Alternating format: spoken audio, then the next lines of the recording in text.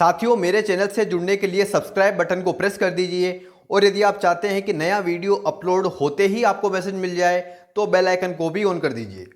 जय श्री राधे। मैं अंकुर जोशी आप सभी का अंकुर एस्ट्रोलॉजी चैनल में बहुत बहुत स्वागत करता हूं।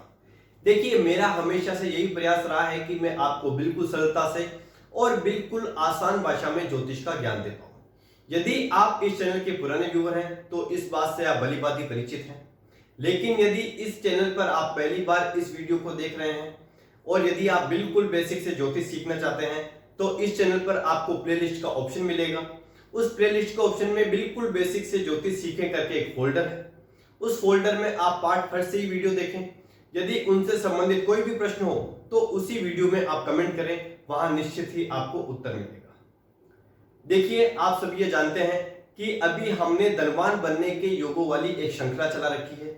इसमें हम मेष लग्न से लेकर के मीन लग्न तक की कुंडली में समझेंगे कि आखिर धनवान बनने के क्या क्या योग इन लग्न कुंडलियों में बन सकते हैं। इन सब के अलग अलग वीडियो बन रहे हैं।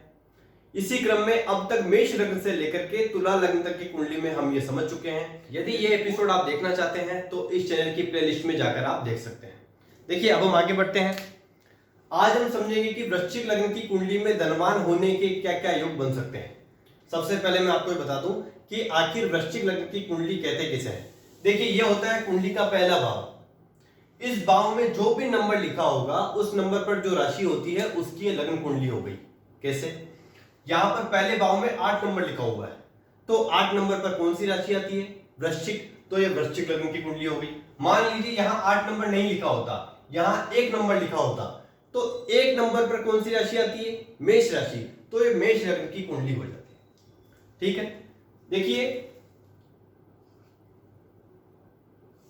पहला योग क्या बनता है हम ये समझते हैं। देखिए, बृहस्पति देव यदि इस कुंडली के दूसरे भाव, 5वें भाव या 90वें भाव में बैठे हो तो ये धनवान होने का बहुत अच्छा योग होता है। देखिए, जैसे बृहस्पति देव यहां दूसरे भाव में बैठे हैं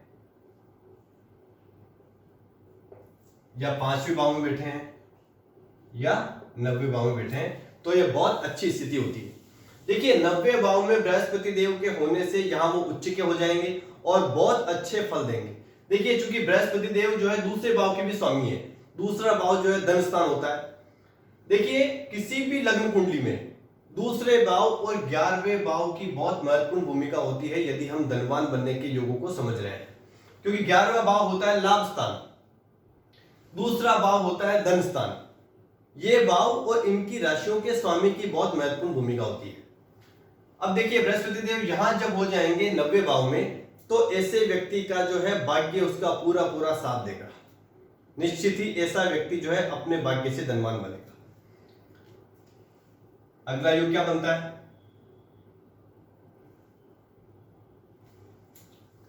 देखिए, बृहस्पति और शुक्र दोनों ही यदि युति में 5वें भाव में बैठे हो, ये देखिए बृहस्पति और शुक्र दोनों ही यदि 5वें भाव में बैठे हों और बुध 11वें भाव में बैठे हों तो ये बहुत ही श्रेष्ठ योग बनता है, बहुत ही श्रेष्ठ योग। देखिए, 5वें भाव में शुक्र देव के होने से यहां उच्च के हो जाएंगे, बृहस्पति देव अपनी स्वयं की राशि में है ही, और 11वें भाव में जो है बुध अपनी ही राशि में उच्च के होते हैं, तो यहां पर बहुत सुंदर योग बनेगा। बृहस्पति और शुक्र की बुध पर दृष्टि होगी और बुध की जो है बृहस्पति और शुक्र पर दृष्टि होगी। यह बहुत अच्छा योग होगा। देखिए, इसमें शुक्र देव भी उच्च के हो गए, बुध देव उच्च के हो गए और बृहस्पति देव अपनी स्वयं की राशि में है, तो यह बहुत अच्छा और बहुत सुंदर योग बनेगा।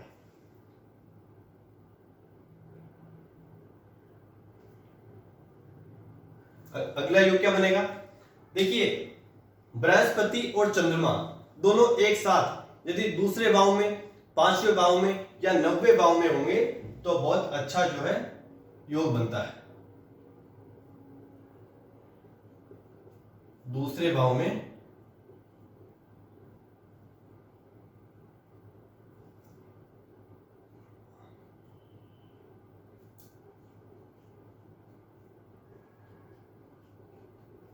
यदि बृहस्पति और चंद्रमा दोनों ही यदि दूसरे भाव में, 5वें भाव में और 90वें भाव में एक साथ होंगे तो यह भी धनवान होने का बहुत अच्छा योग होता है।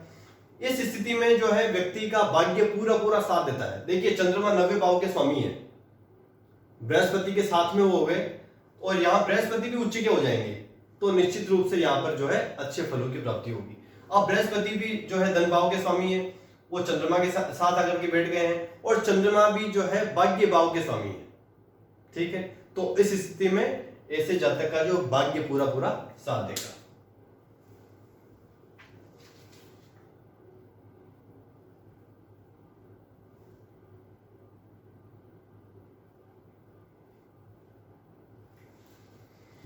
अगला योग क्या बनता है?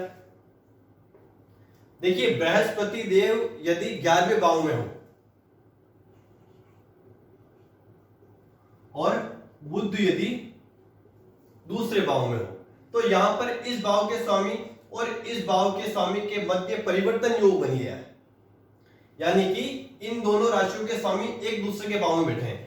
इस भाव के स्वामी बुध देव हो गए जो इस भाव में बैठे हैं, इस भाव के स्वामी बृहस्पति देव हो गए जो इस भाव में बैठे हैं। तो ये भी बहुत अच्छा और बहुत सुंदर योग होता है, क्योंकि लाभ भाव और स्थान भाव के राशियों के स्वामी के मध्य यदि राशि परिवर्तन हो जाए तो बहुत ही सुंदर, बहुत अच्छा योग होता है। देखिए मान लीजिए राशि परिवर्तन नहीं हो रहा है, ठीक है, और यदि केवल बृहस्पति जो है दूसरे भाव के स्वामी है, वो यदि 11वें भाव में बैठे हैं तो भी बहुत अच्छा योग बनेगा। ठीक है, इसके बाद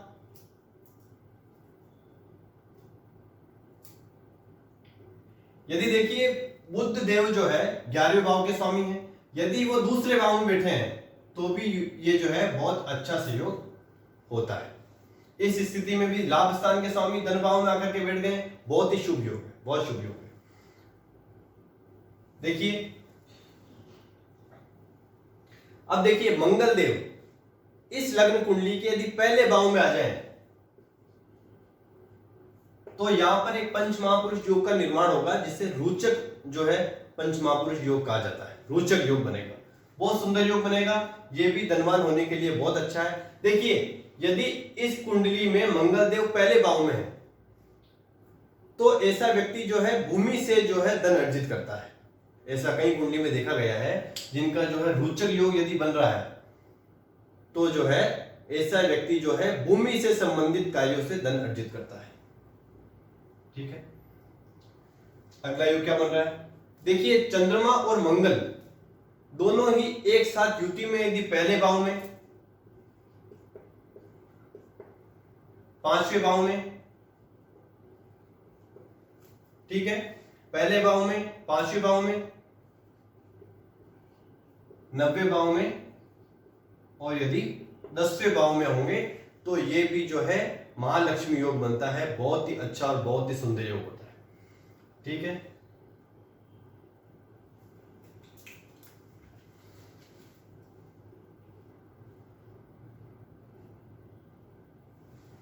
अगला योग क्या बन रहा है? देखिए यदि बुध और बृहस्पति दोनों ही 5वें भाव में हो, बुध और बृहस्पति दोनों ही 5वें भाव में युति में हो और इसके साथ ही चंद्रमा यदि 11वें भाव में हो तो यह भी बहुत अच्छा सहयोग होता है। ठीक है,